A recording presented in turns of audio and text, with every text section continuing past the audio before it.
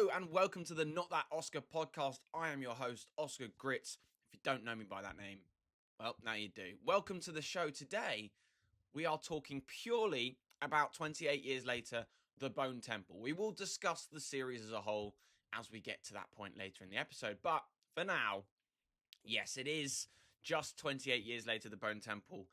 I'm going to try and keep this within the 30-minute mark. There's a chance I go over, but I will do my very best. Maybe some seamless edits here and there. But we're going to be discussing a multitude of things. Number one is obviously the characters. They are the main element to this story, okay? Then we'll break down the story as a whole. Some questions that I have, because we'll get into my rating of it, but no matter what that is, there's obviously problems. We'll talk about who survives, who doesn't, what's next. The big surprise at the end, whether I think that is worth its while, and then ranking some films and letterbox ratings and maybe box office results, right? But the main thing is what I need to get across is there will be spoilers, okay? If you hadn't picked that up, I don't really know what else to say, but to be honest, that's okay. If you've not seen it, come back at a later date. You know, you can listen to this or watch this as many times as you feel is necessary. So let's get cracking with 28 Years Later, The Bone Temple. So I've seen it twice this week. I saw it on opening night, same as premiere night on Tuesday. I did double bill, seeing 28 Years Later and then Bone Temple back to back, which first of all really, set home how insanely different these movies are. They are, opposite ends of the scale, but of the same scale. And stick with me here, there is a lot of similarities. It's mainly your cast that tends to cross over to be the anchor points between the two films. But the sound design is different, the editing style is different. The general setup of the movie is different. And look, I think the main sort of gripe with this is that it's a zombie movie with not many zombies in it, right? There's one main character being Samson, who is your representative maybe of all of the zombies, of all of the infected.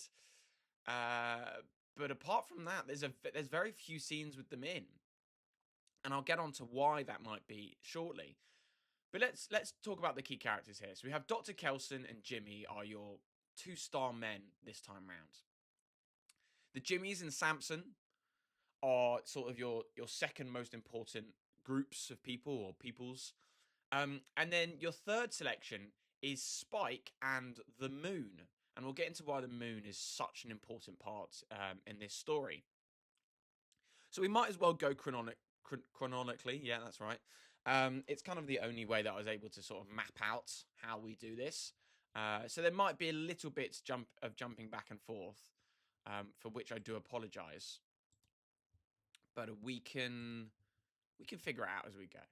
So we kickstart things off with the opening sound is Cillian Murphy in 28 Days with the hello, which I only picked up on actually on the second time. So if you missed that, that's completely fine. It did take me 2 watches to realise. We then get greeted by the Jimmies, and you're really thrown into the deep end. I mean, it gives you no time to settle, which I think is perfect. Because if you view these back to back, they are the same story, obviously, but you finish 28 years with the opening of 28 Years Later, The Bone Temple. They are very much connected, and I believe Nia DaCosta maybe was a part of that final filming session for 28 Years Later. And the crossover starts to begin, and how music is such an integral part to the story and how it's used so differently. So we open up in the swimming pool where we are introduced to the fingers of Jimmy in a bit more detail. And what's really interesting here is that the fingers are entirely interchangeable. Jimmy and the Jimmies is more of a state of mind rather than like an eternal group. And we get on to how Jimmy wants to expand later on, but it's interesting. He's like, I don't care how long you guys have been with me. You might not be as good as the next person. He gives Spike that opportunity, and And Spike, in his youthful deceptiveness, whether he meant to or not, succeeds. A very gory, like, couple of minutes, stabbing the leg, hitting an artery, blood everywhere. I mean, specifically on second watch, I was around people that hadn't settled into the film yet because we weren't doing a back-to-back that time. And there was a lot of, and like sort of grimacing, and I could see people recoiling in their seats. And I love that. I think that's exactly what this film's sets out to achieve, and is successful in that. So I think that's a really important moment for Spike, who has very little screen time in this movie, or if he is on the screen, he's sort of in the background, because it's not his story anymore. We had his story in 28 years, and now the Bone Temple focuses on some other key characters that didn't get a lot of focus in the first of this trilogy. So I always thought that maybe he would be more settled, more courageous and risk adverse or whatever. But he still is that 12, 13-year-old boy whose growth has been stunted and has been affected, and misses his mum and dad, and maybe thinks maybe I shouldn't have run away. In comparison to Jimmy, who had no real childhood at all, and is this grotesque version of humanity. And Spike is merely a couple years away from that. And in architectural terms, that's not very long. A great quote from Jimmy later on in the film, but it's really, I think Jimmy is still tapped into that youthfulness. I mean, he is a child, calling all of his friends Jimmy, getting them to do Teletubby dances, and he's sort of speaking about the Teletubbies as if they were some sort of international megastars. And obviously this all takes place in the UK, but he's surprised later on when somebody doesn't know of the Teletubbies, when they're such a inspiration to him. Quick sip of coffee for those that are just listening via watching. I didn't do my formalities. I did get stuck into it, so I apologise for that. Hello, we've done hello. Not that Oscar. All my socials are not that Oscar. TikTok, Instagram, YouTube, Twitter, all of it. Not that Oscar. Check me out, as in my content. Please don't look me up and down without taking me for dinner.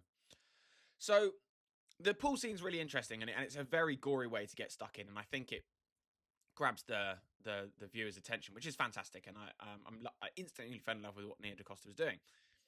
We then sort of switch to Samson, and it's like, right, well, you've got the Jimmies. That's one of your main characters. Let's show you your other two. So we have Samson and Dr. Kelson. Dr. Kelson is recovering the pregnant, infected body from the previous film, who was left in the train. And this is really where I instantly, realized that music is playing a huge part in this film. It's almost a character in itself. Is that Dr. Kelson is walking along and he's humming his songs and singing away. And Samson picks up on that. And he goes and sees him.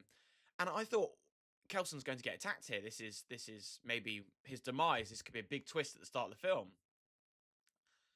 But we were kind of introduced to the fact that Kelson has this way over Samson, is an understanding and mutual respect between each other in the previous film.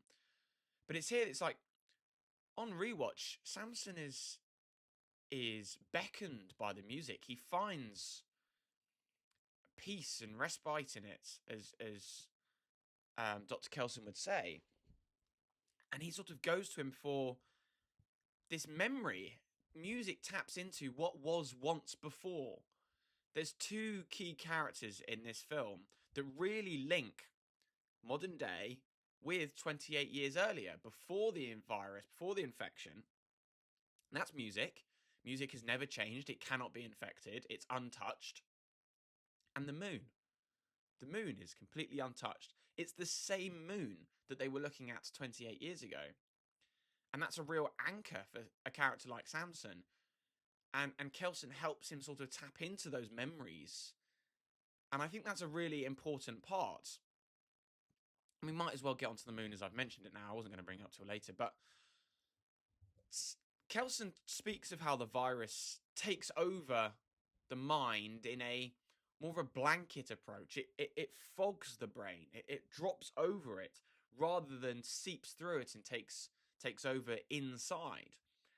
So with the help of the morphine and then what becomes a stronger concoction, Dr. Kelson can help reduce that for Samson, and he can see through the virus. And there's a couple anchors. The music, even though he's sedated by the morphine, Samson is dancing with Kelson. It's some brilliant scenes. I absolutely loved what they were going for. We'll talk about the effect that that's having on Kelson. But for Samson, it's the music that really grounds him. And just before he could reach his demise, that Kelson gives him that eternal peace. It's the moon that he anchors to. And I think this is really beautiful shot where you're staring up at the moon through Samson's eyes. And I love how they work with Samson's eyes in this. We'll talk about that. But the moon clears and the clouds come off it as if the virus is clearing. And the moon starts to shine brighter as if he's regaining consciousness and control. And it's sort of exactly what happens. And then we get the moon. And it's this really deep and meaningful word. It's not even more than that. And I think it's a really great way of displaying how the virus works. Again, I only picked up on that on rewatch, so I'll be intrigued to know what little things you guys picked up on or notice as I go through the podcast. If I've missed anything, let me know in the comment section. You can comment on Spotify. You might be watching this on YouTube. You can listen and watch on Spotify, watch on YouTube, and it might be available on a couple other podcast apps. But these are our two main platforms for this, and please do let me know your thoughts. Rate the show 5 stars if you can, follow and share. So that's sort of how the moon and music plays a part of Samson. And I think with Kelson, it's also a huge point. But music, mainly, he's dancing through the temple and he's singing as he goes, sort of almost forgetting that he's part of a virus, a widespread infestation. And it's really sweet to see that be the anchor point. The music is used so perfectly. We'll get on to the number of the beast later on.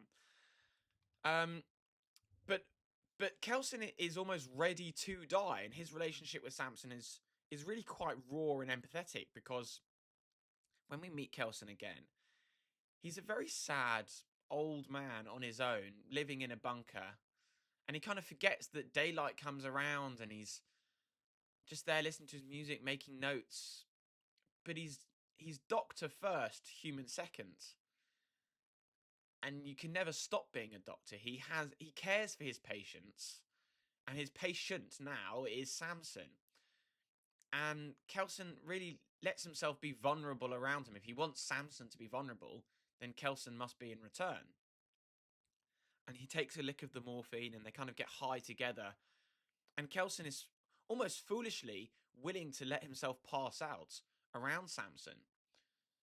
And he awakes, and he's surprised that Head is still attached, and he's there, and he's proud of Samson for recognizing that they're friends and that they need each other. They really do. They are best friends now. And there's this great moment earlier to that where Dr. Kelson is treating Samson.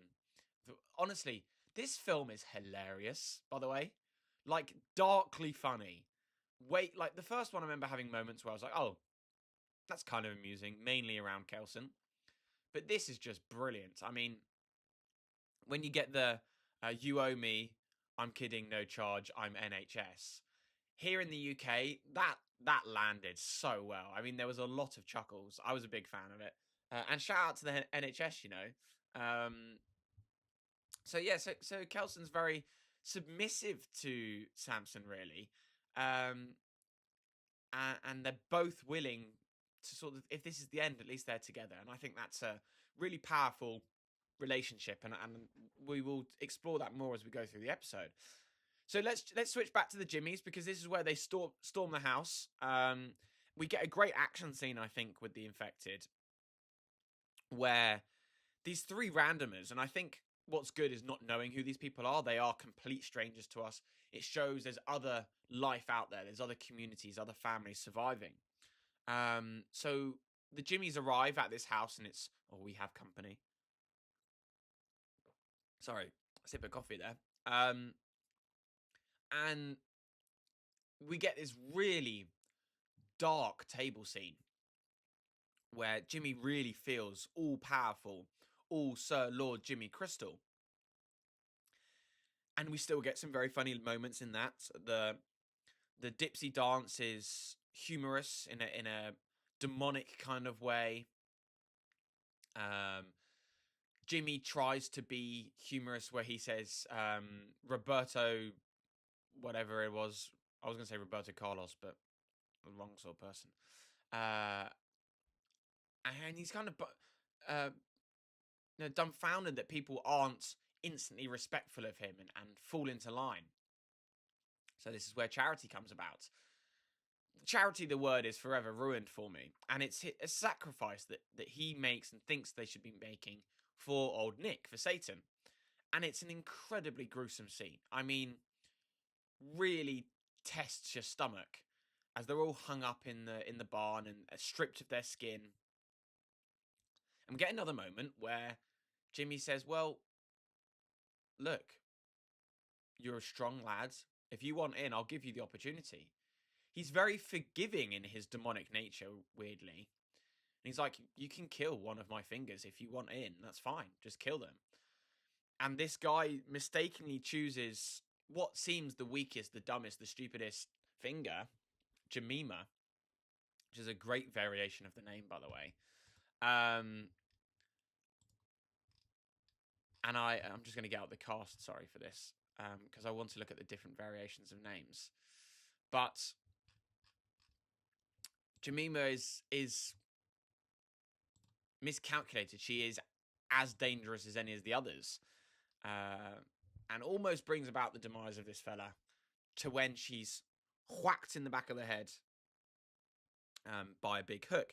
And then this reminds me of how impressive and powerful it is that Nia DaCosta, the brilliant director, and her cinematographer are willing to hold certain shots for a very long time. So it's when Jemima gets cracked in the back of the head with the hook and her eyes go bloodshot and starts bleeding from the nose. And you get about 30 seconds on her face. And you are as shocked as she is that this has happened. And it really sort of settles how violent this moment is. Excuse me. And then just prior to that, when the pregnant lady tries to escape from the house, she runs out of the house. And I think it's a sort of display of Jimmy's sense of leadership and ownership, really, and that he knows he'll get his way. He is not worried about if it was snowing. He's not worried about consequences. He will get what he needs. And that once this pregnant lady escapes from the house, the camera just stays still forever, waiting, looking at the open front door. And I'm thinking, surely someone chases after her. Surely someone does. And it makes you wait like 15, 20 seconds. And it's a very long, silent shot.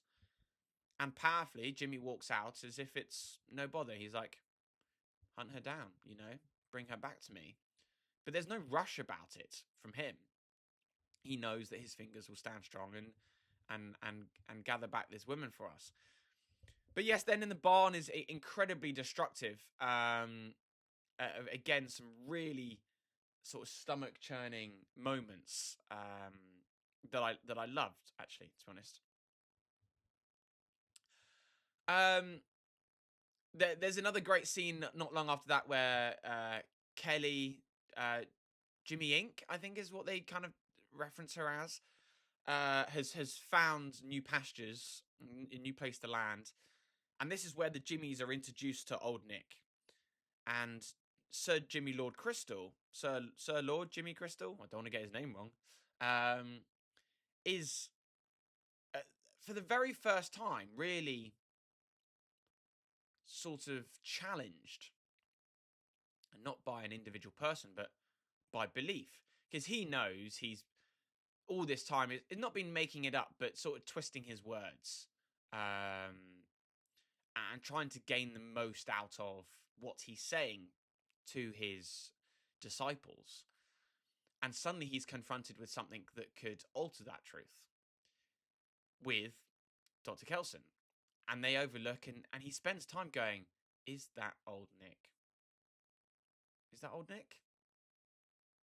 Yeah, it is. And even then he's unsure, and he must seek out Dr. Kelson on his own. Because he's like, well, if the Jimmies come with me straight away, I lose my lie. I lose the power I have over them. This truth that I'm withholding, this could all come unraveled. And again, the Doctor in Dr. Kelson really shines bright in that Jimmy instantly falls into respect for him and says he likes him.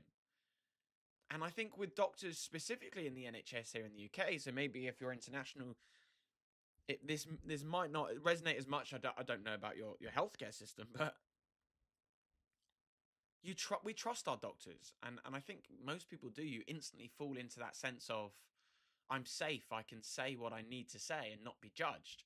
And Kelson is like, no, I want to hear you speak. And Jimmy does. He really opens up to him about his fatherhood, his lack of father figure, sort of where that's left him. And then is honest in the fact, is like, well, if, you don't help me out here, because I have to keep living this lie, this is all I know, I will feed your intestines to you until you can't breathe anymore. And Kelson it drops the great line again, where it's like, oh, the devil is always up for making a deal.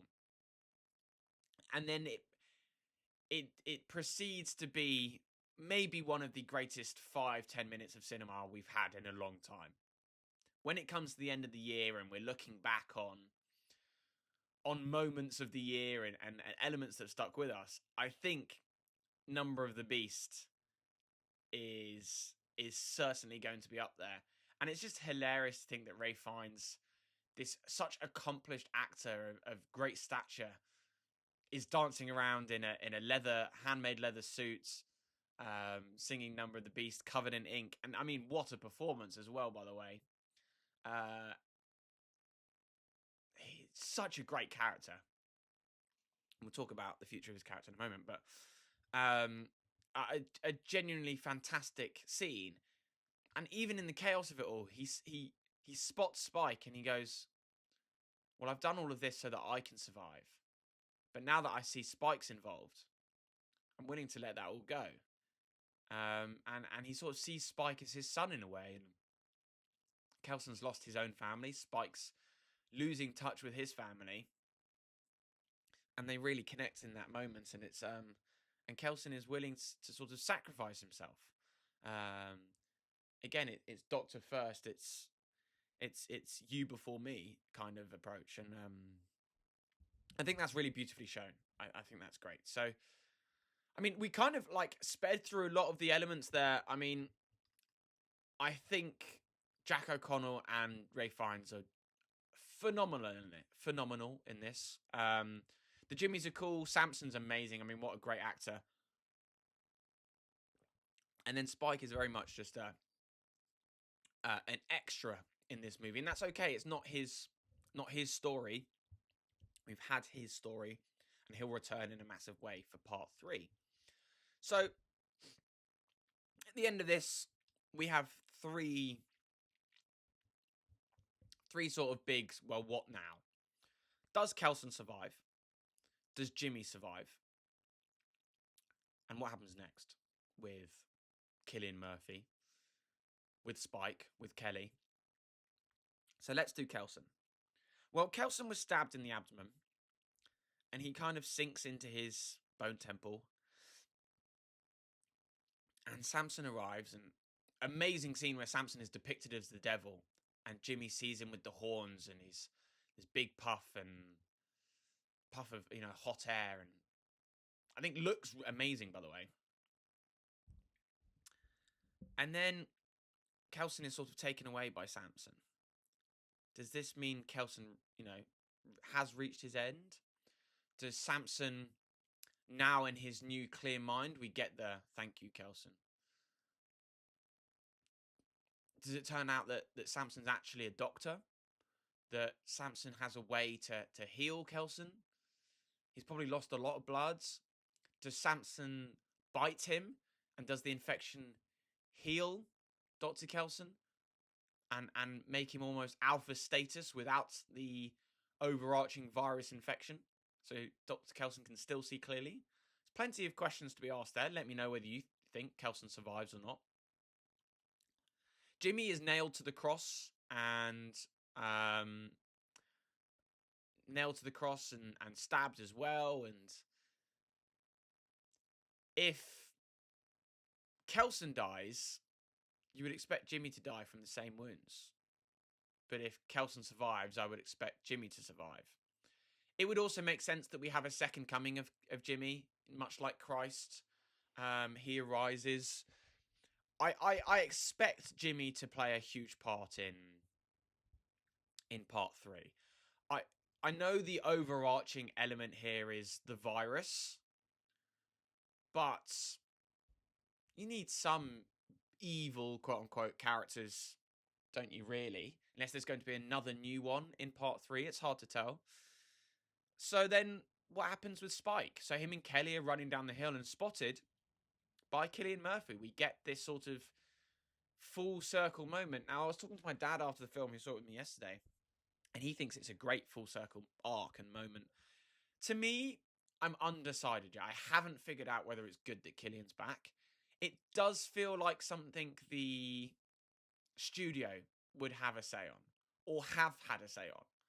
You know, it doesn't feel very Alex Garland, who wrote all 3 scripts, to do this.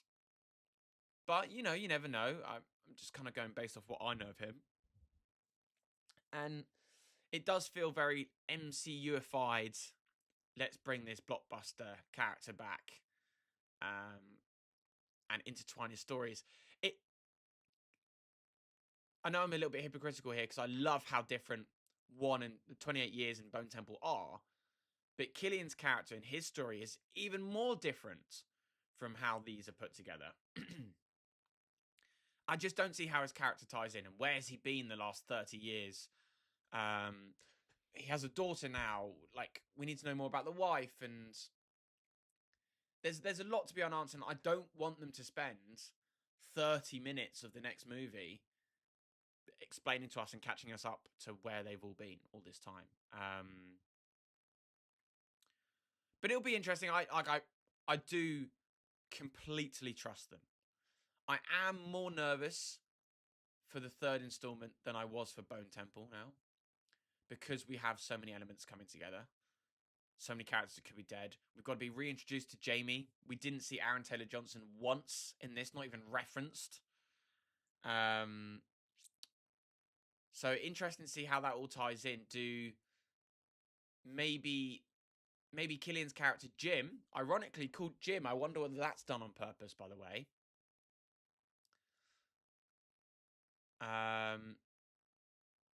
Maybe he's part of a bigger settlement as well. And then that pregnant lady that escaped, maybe she's there. She sees Spike. A whole confrontation goes down.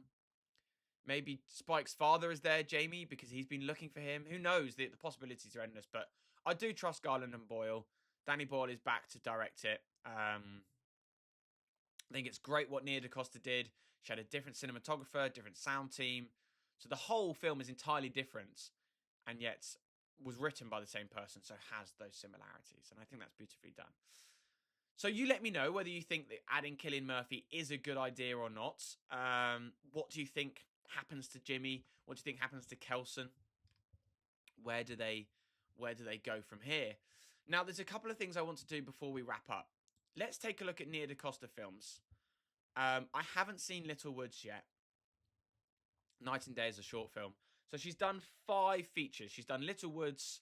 She did Candyman, Hedda, The Bone Temple, and of course, The Marvels. Now, you have to understand after seeing this, surely you realise Nia DaCosta had nothing to do with the downfall of The Marvels. That is purely on the MCU and Kevin Feige. And supposedly I hear that she does still have a good working relationship with Kevin Feige, and maybe she would return to the MCU one day. But when you give her the space and the freedom and the ability to create her own stories, She really can. Now, Candyman was sort of her second feature after Little Woods, which was also with Tessa. So Tessa and Tessa Thompson and Nia DaCosta clearly have a great working relationship, because Tessa Thompson returns for Hedda. And Hedda is a family crime drama set in one location. I mean, it ticks so many boxes for me from the outset and from the onset. I will say outset. And Hedda is fantastic. Now, while I gave The Bone Temple 5 stars and a like on Letterboxd, I think Hedda is a better piece of work from just Nia DaCosta. If you haven't seen Hedda, pretty sure it's on Amazon Prime, and I really recommend checking it out. She is unbelievable with what she's doing with that film. It's truly fantastic. But yes, I rated The Bone Temple 5 stars. I also rated 28 Years Later 5 stars. I rated 28 Days 4 stars, and I rated 28 Weeks 2.5 stars. So from that, you can figure out my ranking.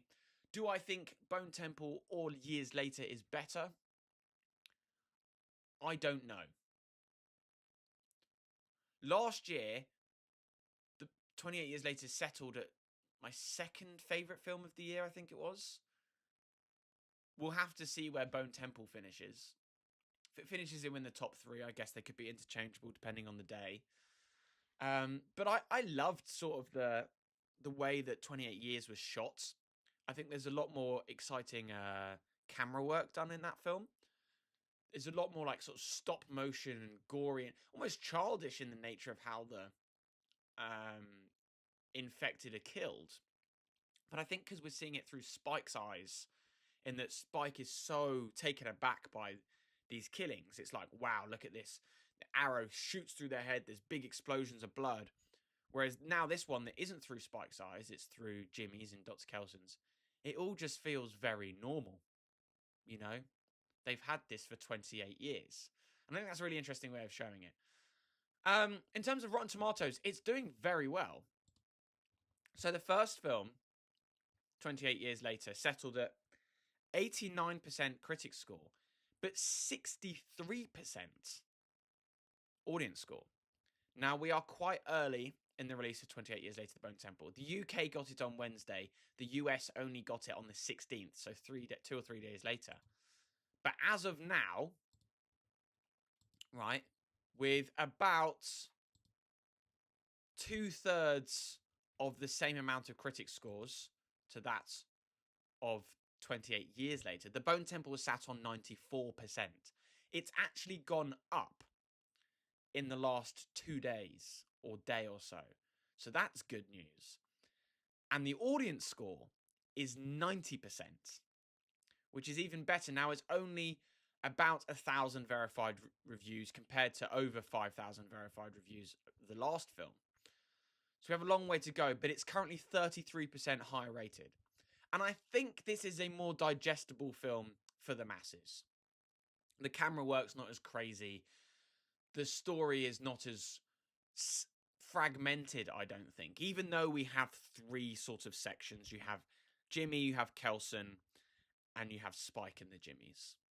And the first film, you had Spike and his father, Spike and his mother, Kelson, and then Jimmy at the end. There's even more going on. And I think thrown in with the experimental handheld camera rigs, I think that kind of threw some of your generic day-to-day audience off. So I do think this will be better. And I think having Cillian Murphy at the end of the film gives that boost of star power. Not that the current cast don't have that, but fans of the original film will now go, oh, maybe I will check it out. So I think it will outperform in terms of box office. We don't have any numbers for 28 Years Later, The Bone Temple, in terms of box office. It is way too early. If you want to keep up to date with that, make sure you follow my TikTok, because I will post videos about that as the month goes on. So 28 Years Later had a budget of about 60 million. Yeah, 60 million US dollars. I think Bone Temple had a pretty similar take. And then 28 years later did $151 million worldwide. Very good, by the way. For a 18 rated zombie movie, it's not really a zombie movie when you break down to it. It's more about the humans and how society has crumbled. But it doing, more than double its budget, it's very good. Because the marketing on these aren't huge. So say the marketing was 20 mil max. It's made, 70, 80 million profit, which is enough to then produce the second half, which was Bone Temple, which was filmed back to back. So they would have made some savings. The scale didn't feel as big, which is fine. There's a few more crazy stunts in it. Do I think it will make more than the first one? I do. I think this will be very close, but I think it will settle about $155, $160 million worldwide, which is incredible for a R-rated, on the top of the surface, zombie movie. So incredible numbers. We'll keep an eye on that as the month goes on. And at the end of every month, I do a box office results video on TikTok, and we'll talk about that in the podcast as well. There's another podcast coming on Monday, by the way, which is my weekly recap. Every Monday we do a weekly recap show, and at the end of the month it's a monthly recap, as it were. And what's look forward to, but we'll talk about the box office on Monday because we'll have an idea from the weekend. I think that covers me. Oh, final thing is prediction for the third film. What do we think it's going to be called? 28 Years? Do we stick with that title? 28 Years Later, The Reckoning, the Redemption, the Rising of Jimmy. I don't know. Someone with a more creative mind come up with a better title for the third installment. But that pretty much sums about 35 minutes, I reckon this will come down to, of 20 Years Later, The Bone Temple. What were your thoughts? Please do let me know in the comment section down below, whether that's on Spotify or on YouTube. If you're on YouTube, subscribe. I post all my short form videos on there as well, on YouTube Shorts. Spotify, we do at least a podcast a week. We're now live on TikTok like 5 times a week. I post about 3 times a day on TikTok. Some of those creep over to YouTube Shorts. So, yeah, that's it all. I mean, it's all be linked down below. Thank you very much for listening or watching. That was good fun. I thoroughly enjoyed that movie. I probably will watch it a third time. I've got to be honest. Anyway, that's all from me. I'll see you soon.